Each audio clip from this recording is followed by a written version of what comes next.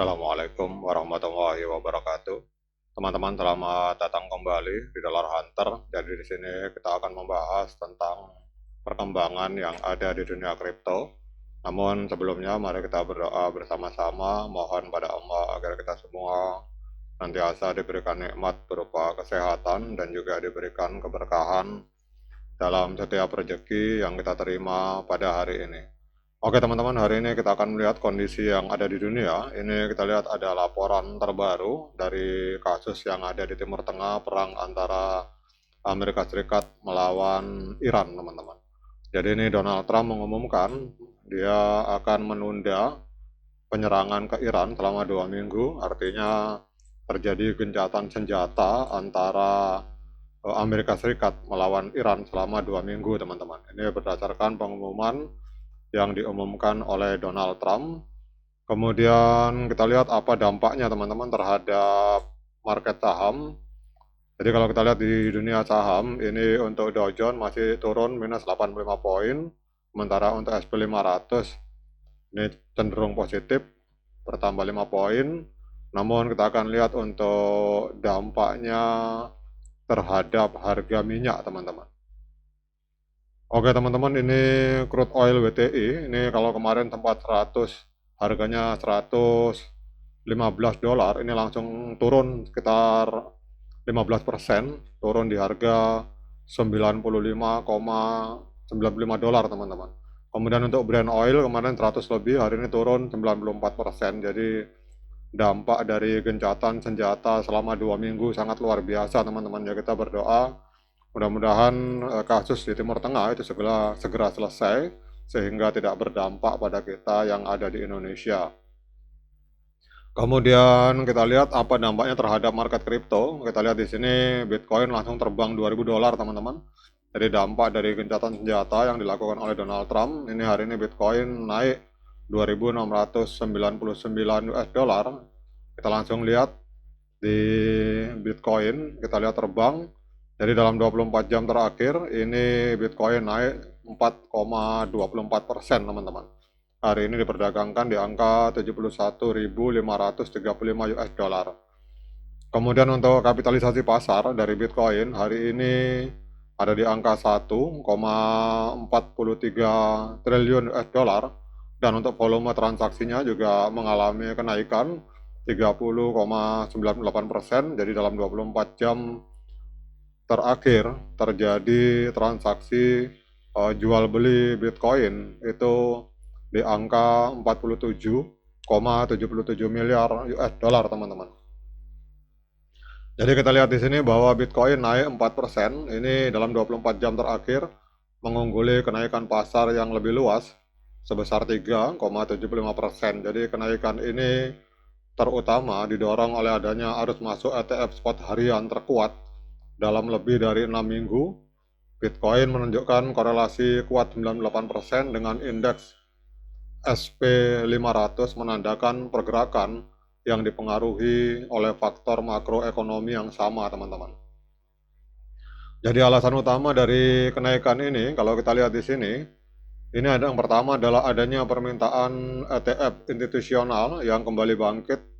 Jadi ETF Bitcoin Spot ini mencatatkan arus masuk bersih sebesar 471,32 juta US dollar pada tanggal 6 April. Ini merupakan penerimaan harian terbesar sejak tanggal 25 Februari, teman-teman. Ini berdasarkan data dari Social Value.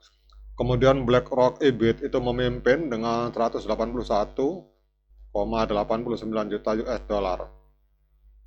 Jadi kalau kita lihat lonjakan ini menunjukkan kepercayaan institusional yang kembali dengan arus masuk ETF menjadi pembeli marginal utama untuk mengimbangi permintaan pasar spot yang lemah. Apa artinya ini? Artinya bahwa modal institusional ini kembali secara signifikan memberikan dukungan fundamental di pasar, teman-teman. Kemudian apa yang harus diperhatikan oleh para trader maupun para investor, jadi yang harus diperhatikan adalah arus masuk harian yang berkelanjutan untuk memastikan bahwa ini bukan hanya kejadian satu hari, teman-teman. Kemudian yang kedua, ini kalau kita lihat di sini bahwa sentimen risk on yang lebih luas dan dukungan derivatif. Jadi kenaikan Bitcoin bertepatan dengan penguatan signifikan di pasar saham Amerika Serikat. SP500 naik 2,39% dan emas naik 4,09%, teman-teman. Jadi kita lihat di sini mencerminkan pergerakan risk on yang didorong oleh faktor makro. Jadi data derivatif menunjukkan total open interest ini naik 9,94% dengan likuidasi dalam 24 jam lebih banyak pada posisi short sebesar 62,99 juta US dollar dibandingkan 22,51 juta US dollar pada posisi long, teman-teman. Ini menandakan pembeli dengan leverage itu mendorong kenaikan harga, teman-teman. Jadi kalau kita lihat di sini bahwa Bitcoin ini juga bereaksi terhadap perubahan makroekonomi dengan kenaikan tajam akibat meredanya ketegangan geopolitik dan pasar yang mulai memperhitungkan potensi Bitcoin pada tahun 2026. Jadi intinya kalau kita lihat di sini bahwa Bitcoin melonjak setelah gencatan senjata Amerika Serikat dan Iran pada tanggal 7 April 2026.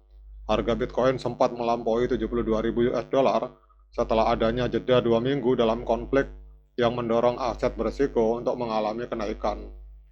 Kemudian Coinbase juga meluncurkan pasar prediksi Bitcoin. Jadi Coinbase memprediksi bahwa Bitcoin akan naik sampai dengan 100.000 US dollar pada tanggal 31 Desember 2026. Jadi kontrak yang diatur memperkirakan probabilitas 31% bahwa Bitcoin akan melewati harga 99.999 pada tahun ini atau kurang lebih 100.000 US dollar, teman-teman.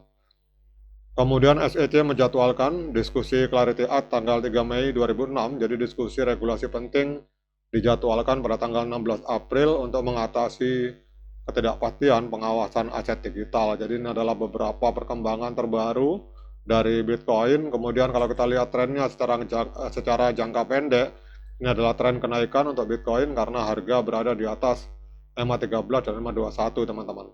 Kemudian kalau kita lihat secara technical analysis dari TradingView, ini untuk indikator moving average sinyalnya pembelian untuk osilator netral. Namun kalau kita gabungkan moving average dengan osilator, hari ini sinyalnya adalah sinyal pembelian untuk Bitcoin karena 11 indikator menunjukkan sinyal pembelian, sementara hanya 6 indikator yang menunjukkan sinyal penjualan. Kemudian pertanyaan berikutnya, dengan berbagai informasi yang sudah saya sampaikan ini, apakah layak bagi kita untuk melakukan pembelian Bitcoin? Nah, untuk menjawab pertanyaan tersebut, saya persilakan teman-teman untuk melakukan dior dan investigasi secara mandiri karena uang Anda adalah tanggung jawab Anda masing-masing. Oke teman-teman, demikian update informasi kali ini. Semoga bermanfaat. Sekian dari saya. Assalamualaikum warahmatullahi wabarakatuh.